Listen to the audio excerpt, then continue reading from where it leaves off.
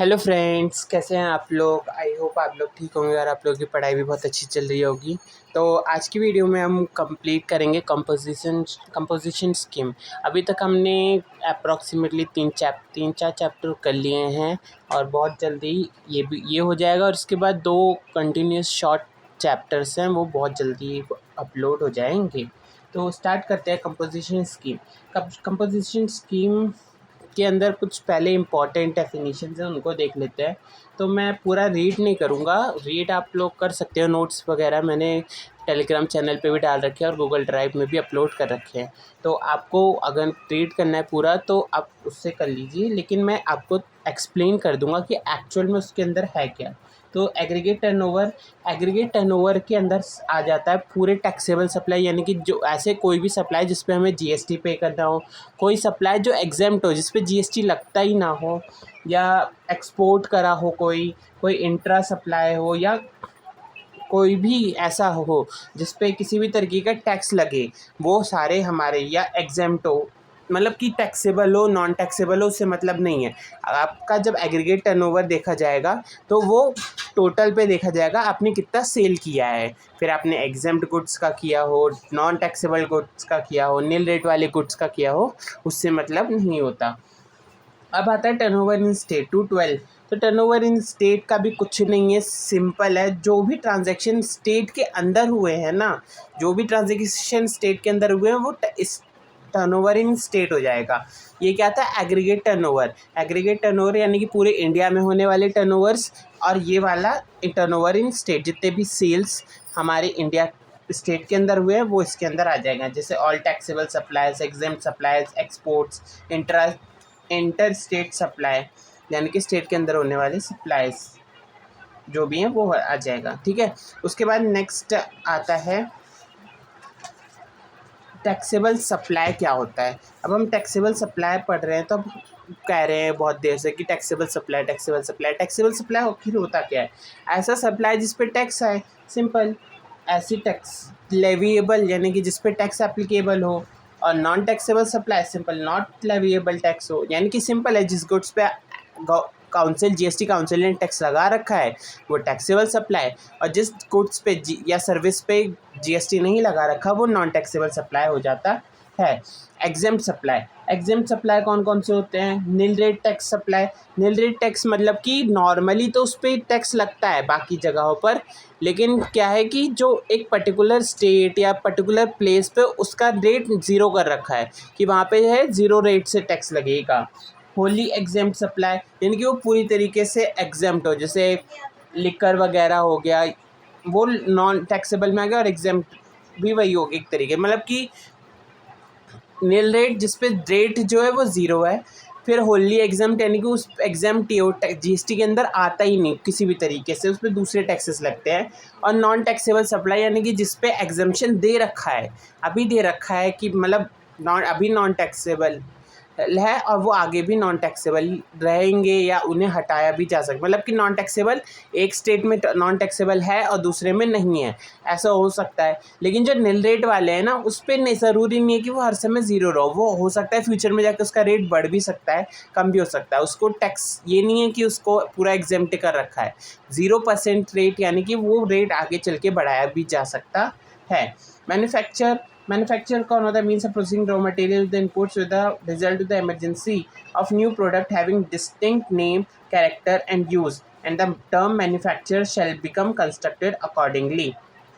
यानी कि वही होता है नॉर्मली जो रॉ मटेरियल का प्रोसेस वगैरह करना या कंस्ट्रक्शन वगैरह मैन्युफैक्चरिंग करना, वही सब मैन्युफैक्चर के अंदर आ जाता है। कुछ ज़्यादा इंपॉर्टेंट डेफिनेशंस है नहीं, आपको नॉर्मली वो सब पता होगी या आपने एक बार पढ़ा होगा तो आपको लर्न होगी नॉर्मली कि एक्चुअल में क्या क्या होता है। तो एक्चुअल में अब हम कंपोजिशन लेवी के बारे में स्टार्ट करते हैं। तो कंपोजिशन लेवी की सबसे पहले सेक्शन 10 के अंदर डिफाइन होता है।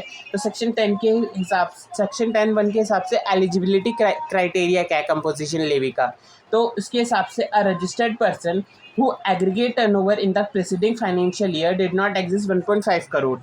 May be opt for pay tax under composition levy, यानी कि पिछले साल का टर्नओवर देखेंगे, क्योंकि इस साल हमें जीएसटी पे करना है, तो अब इस साल का कैसे निकलेगा? अगर इस साल का निकालना होगा तो बंदे तो क्या करेंगे कि टैक्स सप्लाई कम दिखा देंगे। तो हम गवर्नमेंट काउंसिल कहता है कि आपको पिछले साल का अपना टर्नओवर दिखाना होगा, क्योंकि पिछले साल का दिखाओगे तभी तो पता चलेगा। उसमें आप चेंजेस ज़्यादा नहीं कर सकते ना, क्योंकि वो रिपोर्ट तो पहले ही गवर्नमेंट के पास सबमिट हो गई है। तो उस केस में 1.5 करोड़ से टर्नओवर आपका नीचे, एग्रीगेट टर्नओवर के बारे में हमने पढ़ लिया कि क्या क्या होता है, ठीक है। उससे कम है तो आप कंपोजिशन लेवी एक्सेप्ट ले सकते हो, यानी कि उसके अंदर टैक्स पे कर सकते हो। कंपोजिशन लेवी नॉर्मली एक तरीके से क्या है, आपको टैक्स तो पे करना ही है, आपको एग्जाम तो किया नहीं जाएगा, लेकिन आपको कम रेट से टैक्स पे करना पड़ेगा अगर आपका टर्नओवर ज़्यादा नहीं है तो, सिंपल।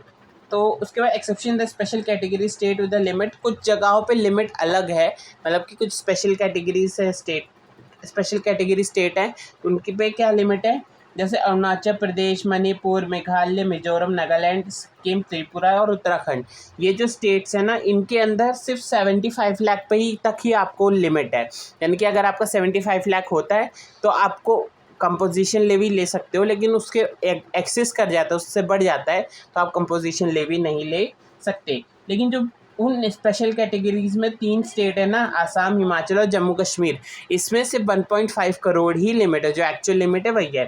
तो आपको बस ये अरुणाचल प्रदेश, मणिपुर, मेघालय, मिजोरम, नागालैंड, सिक्किम और त्रिपुरा और उत्तराखंड याद रखना है कि इनके राज्य में आपको 75 लाख होगा, लेकिन इसके अलावा कोई भी हो उसमें हमारा 1.5 करोड़ का ही लगेगा।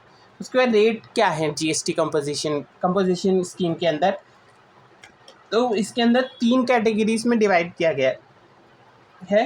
जैसे सबसे पहले जो मैन्युफैक्चरर्स हैं उनके लिए क्या है, 1% का टोटल इंटरेस्ट है सीजीएसटी और एसजीएसटी को मिला के ऑन इन स्टेट या यूटी टर्नओवर के हिसाब से, यानी कि एक स्टेट में आपका कितना टर्नओवर है उसके हिसाब से आपको 1% लगेगा।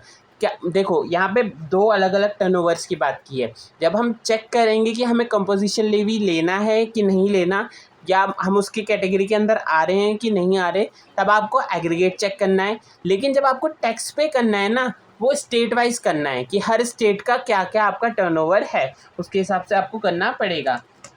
उसके बाद supplier making supplies refer to in clauses 20 para 6 clause schedule 2 के हिसाब से जो सप्लायर्स हैं उनको 5% के हिसाब से टैक्स देना पड़ेगा।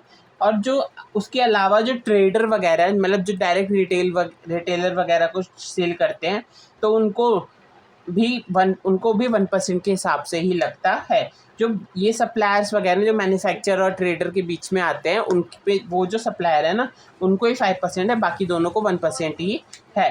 इसका एसओएस विल बी स्टेट के हिसाब से लगेगा। अब ट्रेडर तो कभी कभी गुड्स और सर्विस दोनों देता है, तो वो सर्विस या गुड्स जो भी है उसका पूरा टर्नओवर बनेगा और उसी के हिसाब से उसको जीएसटी पे करना पड़ेगा। उसके बाद नेक्स्ट आता है प्रोवाइज़ो क्या है इसमें कि प्रोवाइज़ो 2 सेक्शन 10(1) मार्जिनल सर्विस। तो मार्जिनल सर्विस की बात क्या करता है, provided manufacturer catering with the restaurant trader को ही ये मार्जिनल सर्विस मिल सकती है। May be supply service of hire of value of 10% of the turnover of the state of receiving 5 lakh, यानी कि सप्लायर की ये सर्विसेज की बात कर रहा है कि जो नॉर्मली तो सर्विस पे नॉर्मल टैक्स लगेगा, लेकिन कुछ केसेस हैं जिसमें मैन्युफैक्चरर, कैटरिंग या रेस्टोरेंट ट्रेडर वगैरह लोग ले सकते हैं कि वो कम टैक्स लगाएं अगर उनका सर्विस और सप्लाई कितना है, 10% ऑफ टर्नओवर, यानी कि उनकी जो टोटल टर्नओवर का 10% या 5 लाख, उनमें से जौन सा हाइयर होगा उतने का ले सकते हैं। मान लो टर्नओवर है 1 करोड़ का, तो 1 करोड़ का 10% बना 10 लाख, तो 10 लाख और 5 लाख में हाइयर हो गया 10 लाख, और उनका मान लो सप्लाई और सर्विस हो गया 7 लाख, तो 7 लाख हुआ तो वो भी इसके अंदर आ सकते हैं। लेकिन अगर वो 10 लाख से एक्सेस कर जाता तो उसको उस पर अलग से टैक्स पे करना पड़ता है जो नॉर्मल रेट होता। फिर calculating turnover state above exclude interest, loan और एडवांस एक्सेट्रा। जो इंटरेस्ट, लोन या एडवांस वगैरह है वो उनको हमें इंक्लूड नहीं करना है। क्यों नहीं करना है उसके बारे में हम देखेंगे, इस पर एक कॉन्सेप्ट है। उसके बाद एलिजिबिलिटी कंडीशंस ऑफ सीएल, कुछ एलिजिबल है, एप्लीकेबिलिटी तो हमने पढ़ लिया। अब एलिजिबल कौन कौन हो सकता है, पर्सन ऑप्टिंग अंडर सेक्शन 10(1) जो 10(1) के अंदर आ रहे हैं, मैन्युफैक्चर, कैटरिंग, रेस्टोरेंट, ट्रेडर वगैरह, can not supply any service, जो कि सर्विस नहीं दे सकते, एक्सेप्ट एस अलाउड, यानी कि वो पर्सन जो 10(1) के अंदर आ रहे हैं और उनकी सर्विस अलाउड नहीं है, लेकिन उन कुछ एग्जेम्पशन दे रखा है प्रोवाइजर 2 में, उसके हिसाब से उनकी सर्विस अलाउड है, तो उसके वो यहाँ पे एलिजिबल होंगे। Not engage in supply of goods या supply of service which is non taxable under GST act, यानी कि वो टर्नओवर निकालने के लिए होगा, लेकिन अगर वो पूरे ही नॉन टैक्सेबल हो गए, तो जब वो सप्लाई ही नॉन टैक्सेबल का कर रहे हैं तो उस पर GST लग ही नहीं रहा, तो जब GST लग ही नहीं रहा तो उस पर कंपोजिशन लेवी लेगा क्यों? तो इसलिए यहाँ पे बोला है कि नॉन टैक्सेबल सप्लाई जो है उस पर आपको GST नहीं देना, मतलब कि वो इंक्लूड नहीं किए जाएंगे जो सिर्फ नॉन टैक्सेबल सप्लाई का कर रहे हैं। Not engage in making any inter state onward, कोई भी इंटर स्टेट सप्लाई नहीं कर रहे, वो भी इसके अंदर इंक्लूड हो जाएंगे, यानी कि आपको supply state under the state ही करना है, इंटर स्टेट करोगे तो आपका एक्सक्लूड मान लिया जाएगा। उसके बाद not engage in supply of service through an ECO, यानी कि आप सप्लाई ऑफ सर्विस जो दे रहे हो वो ECO के अंदर नहीं दे रहे हो, भले ही आपकी लिमिट के प्रोवाइजर 2 सेक्शन 10(1) के अंदर हो, लेकिन अगर आप फिर भी ECO के अंदर अगर वो सप्लाई कर रहे हो ना सर्विस की, तो उस केस में वो भी अलाउड नहीं रहेंगे। Not a manufacture of notified good, कुछ नोटिफाइड गुड्स हैं उनके मैन्युफैक्चर भी अलाउड नहीं रहेंगे। Neither CTP and NRTP, casual taxable person या नॉन रेजिडेंट टैक्सेबल पर्सन जो है वो भी अलाउड नहीं रहेंगे। कैजुअल यानी कि जो इधर उधर जाके अपना सेल करते हैं, और नॉन रेजिडेंट जो इंडिया के बाहर के हैं। उसके बाद नोटिफाइड गुड्स को क्या है, वो नोटिफाइड गुड्स के अंदर आता है आइसक्रीम या other edible ice, pan masala, aerated water, टम्बाकू and substitutes, fly ash, bricks, ये कुछ नाम्स हैं, इनको आपको याद रखना पड़ेगा कि ये नोटिफाइड गुड्स हैं, तो इस केस में आपको जो है वो इसके अंदर एप्लीकेबल नहीं होंगे, उन पे ये कंपोजिशन लेवी एलिजिबल के लिए नहीं होंगे। अब एप्लीकेबिलिटी क्या होगी, a registered person whose aggregate turnover in previous financial year is not exceeds 50 lakh, यानी कि जो प्रोवाइजर 2A है उस पर एप्लीकेबिलिटी किसकी है, अगर उसकी लिमिट 50 लाख से ज़्यादा नहीं है, and person is not eligible to opt under section 10(1), तो प्रीडोमिनेटेड फॉर सर्विस प्रोवाइडर, मतलब कि ये 2 सेक्शंस में डिवाइड किया गया, एक 10(1) और एक 10(2). तो 10(1) के अंदर कोई एलिजिबल हो गया तो ठीक है, वो एलिजिबल माना जाएगा, लेकिन अगर 10(1) के अंदर कोई नहीं हो पाया तो 10(2) में आ जाए। 10(2) के हिसाब से आपको लिमिट मिलती है 50 लाख की, मतलब कि 50 लाख से अगर आपका टर्नओवर ज़्यादा नहीं है और आपने 10(1) के अंदर भी अडॉप्ट नहीं करा है, तो इनकी special category of state same as threshold limit of the 10 under section 2A is applicable, मतलब कि जो थ्रेशोल्ड लिमिट है वही एप्लीकेबल हो जाएगी जो उनके स्टेट में होगी। 20 लाख, 30 लाख, 40 लाख, जो भी थ्रेशोल्ड लिमिट होगी वो उनके स्पेशल कैटेगरी वाली स्टेट के अंदर हो जाएगी। तो यहाँ पे उनको 6% के हिसाब से देना पड़ेगा टर्नओवर द यूटी, यानी कि जो रेस्टोरेंट या जैसे हमने यहाँ पढ़ा था, क्या नाम दिए थे यहाँ पे, देखो मैन्युफैक्चरर, ट्रेडर, कैटरिंग, रेस्टोरेंट, ये वाले जो सर्विस प्रोवाइडर है ना वो इसके अंदर आते हैं, इनको पहले फर्स्ट वाले के अंदर नहीं माना जाएगा सेक्शन 10(1) के अंदर, तो उन्हें 10(2) के अंदर हमें ऑफ़र देते हैं कि आप 10(2) के अंदर आइए और वहाँ पे आपको हम कंपोजिशन लेवी के लिए कुछ देंगे, तो उसमें लिमिट सबसे पहले 50 लाख, वो उनका 10(1) के अंदर एलिजिबल नहीं होने चाहिए। उसके बाद स्पेशल कैटेगरी वाला केस में आपको नॉर्मल लिमिट ही रखना है, और लास्ट आपको 6% के हिसाब से देना। उसमें क्या था 1 और 5, तो यहाँ पे 1 और 5 नहीं है, यहाँ पे आपको 6% के हिसाब से देना पड़ेगा आपके जो भी टर्नओवर होगा। उसके बाद नेक्स्ट आता है एलिजिबल कंडीशन। तो एलिजिबल कंडीशन क्या है इसकी,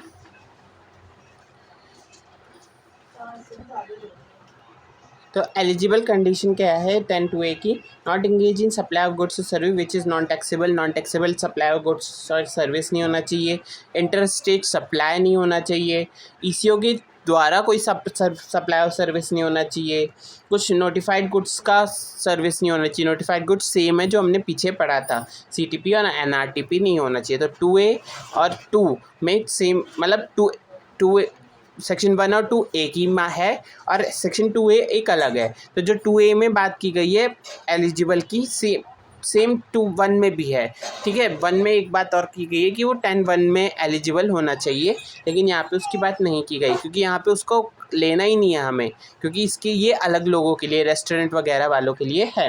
तो अभी एक प्रोवाइज़ो है जो 2 और 2A के लिए सेम है।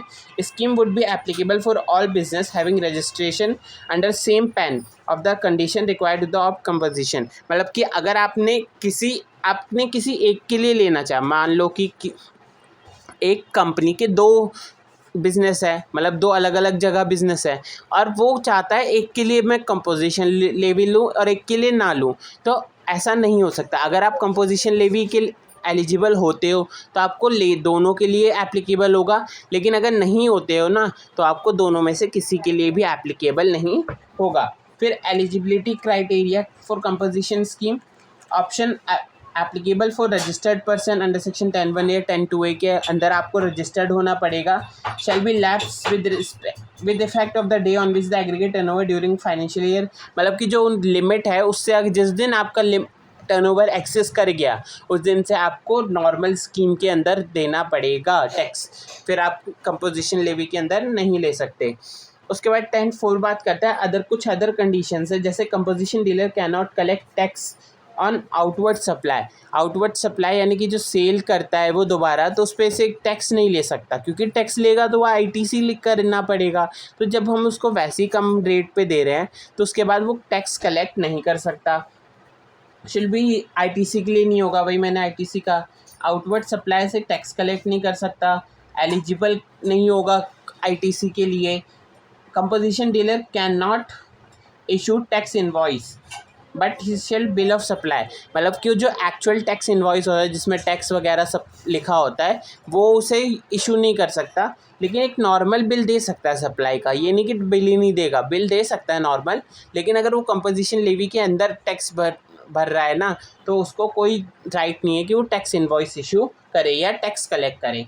उसके बाद रिकवरी एंड पेनल्टी, मतलब अब रिकवरी और पेनल्टी के बारे में बात करते हैं। तो जैसे 10(5) कहता है, if proper office believe that a taxable person has paid tax under section 10(1) or 2A despite not being eligible for such person applicable, मतलब कि अगर ऑफिसर्स को, जो GST ऑफिसर्स होते हैं उनको लगता है कि किसी पर्सन ने 10(1) या 10(2A) के अंडर टैक्स पे करा है, कंपोजिशन लेवी के अंदर टैक्स पे करा है, लेकिन वो उसके लिए एलिजिबल ही नहीं है, उसका एग्रीगेट टर्नओवर तो बहुत ज़्यादा है लिमिट से, तो उस केस में जो ऑफिसर्स है वो उस पर पेनल्टी लगा सकते हैं और उससे सारा टैक्स, जो उसका एक्सेस टैक्स अमाउंट उसने छोड़ दिया ना पे करने से, वो भी वसूल करेंगे, उसके ऊपर से टैक्स भी लेंगे और कोई और भी जो भी पनिशमेंट वगैरह होगी वो सब उस पर एप्लीकेबल हो जाएगी।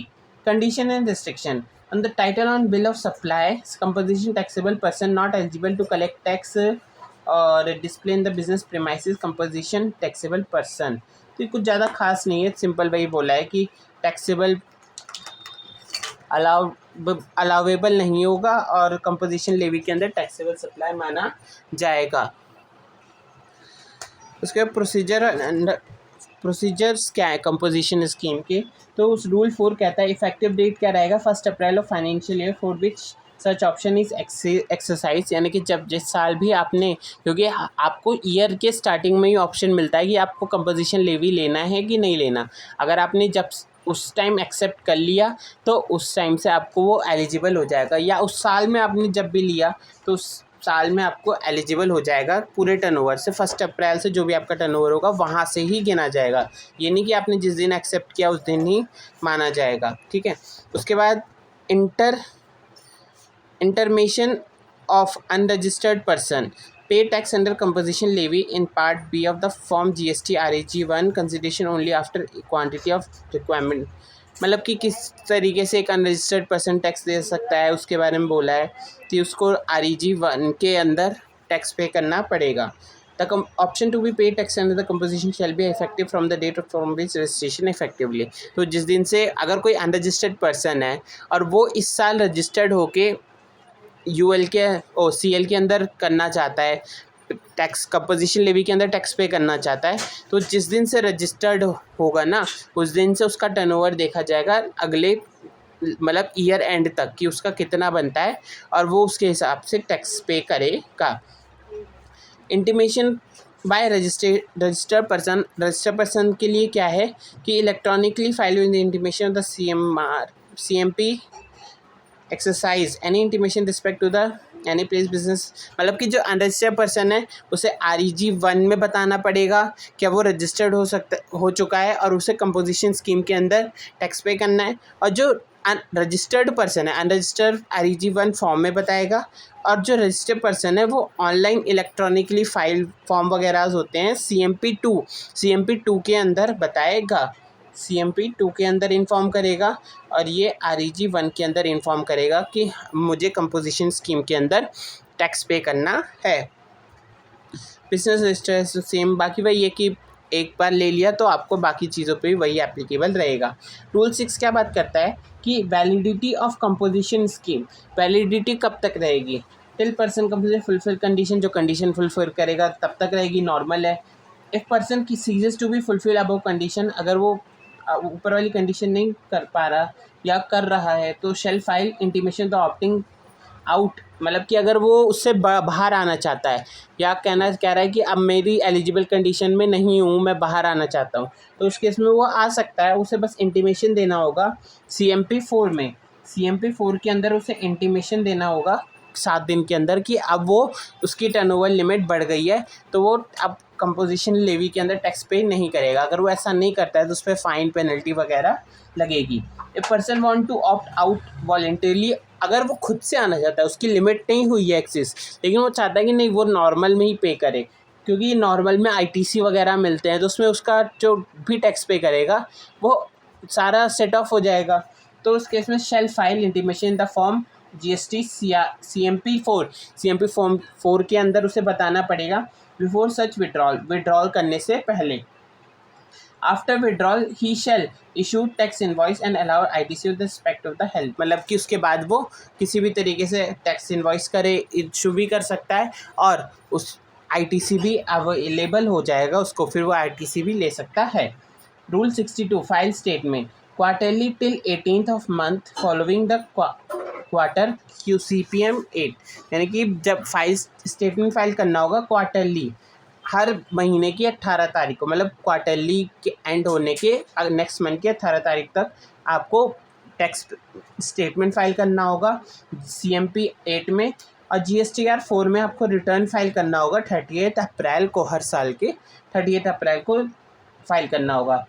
एंड फाइल रिटर्न को कब फाइल करना होगा, GSTR 9 एनुअली, एक एनुअली होगा, एनुअली टिल द 31st, ये सेम ही है एक तरीके से कि एनुअली आपको देने पड़ेंगे रिटर्न्स जो भी है GSTR के, ठीक है।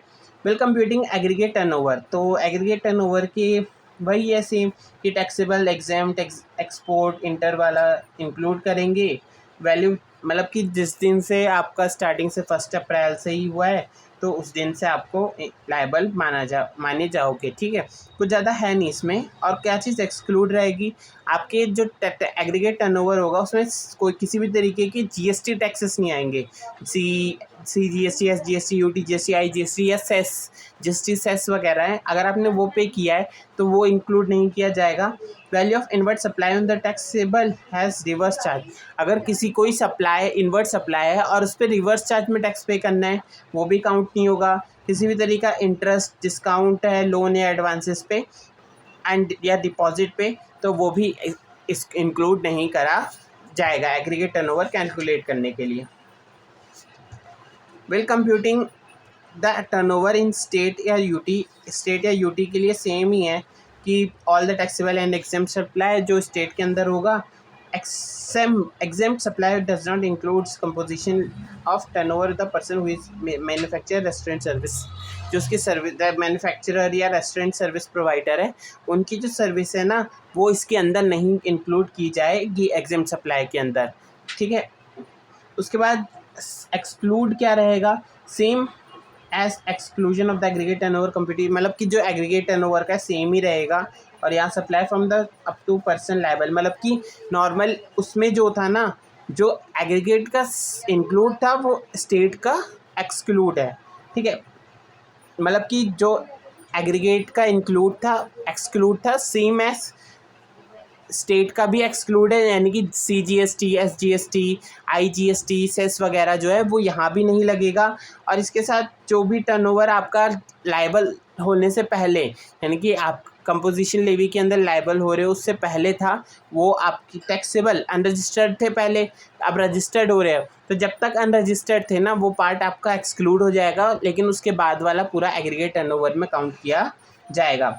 अब जब हम इंटरेस्ट डिस्काउंट वगैरह की बात कर रहे थे तो वो उसका केस आ जाता है कि किस तरीके से हो सकता है। सबसे पहला aggregate turnover of preceding financial year for the declining eligible for composition levy, यानी कि पिछले साल का कोई फाइनेंशियल एग्रीगेट टर्नओवर था, लेकिन आपने इस साल आपको लेना है कंपोजिशन लेवी में, तो उसके लिए एक एग्जांपल है, जैसे aggregate turnover of the preceding financial year 152 और उसमें इंटरेस्ट या लोन वगैरह था 3 लाख का, तो क्या होगा, हम उसको लेस कर देंगे। सिंपल है, थोड़े केस स्टडी जैसे हैं, तो आप इसको रीड कर लेंगे ना तो आपको समझ आ जाएगा। तो aggregate turnover of current financial year, तो अब करंट फाइनेंशियल ईयर का डिसाइडिंग विड्रॉल, अगर आप विड्रॉल करना चाहते हो तो उस केस में क्या होगा, सेम पहले आपका देखा जाएगा कि आपका टर्नओवर क्या है। मान लो limit, turnover is less than limit, limit से कम है, सितंबर उधर अगस्त 155 और उसमें इंक्लूड था 10 लाख का इंटरेस्ट टैक्स वगैरह, तो उस केस में भी आप उसको लेस करके देख लो कि आप कंटिन्यू कर सकते हो या नहीं। तो इस केस में आप 5 लाख आगे तक कंटिन्यू कर सकते हो, क्योंकि आपका 145 था, वो 155 था, 10 लाख का लोन एडवांसेस था, तो उस केस में आप 145 तक हो गया, तो उसके आगे 5 और कर सकते हो। Turnover in state with for calculation of composition, rate वगैरह के लिए भी आपको इंटरेस्ट एक्सक्लूड रखना पड़ेगा, या फिर turnover in state with the calculation of marginal tax limit या calculation of the service of the, मतलब कि नॉर्मल ही है, इसमें कुछ ज़्यादा खास नहीं है, एक बार आप रीड कर सकते हो सिर्फ कॉन्सेप्ट अंडरस्टैंडिंग के लिए, लेकिन सिंपल है। आपको इंटरेस्ट डिस्काउंट डिपॉजिट पे या लोन पे मिलेगा तो आपको उसे एक्सक्लूड रखना है, उसको किसी भी केस में इंक्लूड नहीं करना है। आप चाहे स्टेट का एग्रीगेट निकाल रहे हो, चाहे टोटल एग्रीगेट निकाल रहे हो, रेट निकाल रहे हो, मतलब कि टैक्स कैलकुलेशन कर रहे हो, या मार्जिनल रिलीफ के लिए चेक कर रहे हो, या किसी भी तरीके का अगर कंपोजिशन लेवी के अंदर कुछ चेक कर रहे हो ना, तो उस केस में आपको इंटरेस्ट ऑन लोन एडवांसेस पे को नहीं देखना है, वो सारा एक्सक्लूड माना जाएगा, ठीक है। और इसी के साथ हमारा चैप्टर पूरा कंप्लीट हो गया है, और ये इतना ही छोटा सा चैप्टर था, कुछ ज़्यादा खास नहीं है इस पर। तो आपको इसमें से कुछ चीज़ें याद रखनी है, जैसे सबसे पहला एग्रीगेट टर्नओवर और स्टेट टर्नओवर की डेफिनेशन, अब वो नॉर्मली याद हो जाएगी, तो उसमें ज़्यादा कुछ दिक्कत नहीं है। उसके बाद लिमिट्स आपको 3 याद रखने हैं, 150 का, 75 का, 150 लाख जो कि पूरे टोटली लगता है, 75 लाख जो कि कुछ स्पेशल स्टेट्स में लगता है, और 50 लाख जो है वो 2A के हिसाब से जो है लिमिट लगती है रेस्टोरेंट सर्विस वगैरह वालों को, तो उनके पे लगता है। उसके बाद आपको रेट याद रखने हैं, कौन कौन से रेट हैं, 1%, 5% और 6% 2A के लिए। उसके बाद इंटरेस्ट और लोन्स डिपॉजिट वगैरह एक्सक्लूड होगा, ये याद रखना है। और उसके बाद इसमें ज़्यादा कुछ और कुछ नहीं है, ये भी आप थोड़ा बहुत याद रख सकते हो कि डिपॉजिट, वो जो चार्ट टेबल बनाया था मैंने ना, वो टेबल आप याद रख लो, आपको ना एग्रीगेट स्टार्टिंग वाला छोड़ दो, जो डेफिनेशन तो बोली थी, बस वो टेबल याद रख लो, क्या इंक्लूड होगा क्या एक्सक्लूड उतना, और जो लिमिट है वो, बस आपको ये चैप्टर पूरा कंप्लीट हो जाएगा। तो इसी के साथ ये हमारा चैप्टर पूरा कंप्लीट होता है। आई होप आप लोगों को समझ आया होगा, कुछ ना आया हो तो आप कमेंट करके पूछ सकते हो। आप लोगों को पसंद आई हो वीडियो तो वीडियो को लाइक करें, चैनल को सब्सक्राइब करें, और कमेंट करके ज़रूर बताएं आपको वीडियो कैसी लगी। Thank you.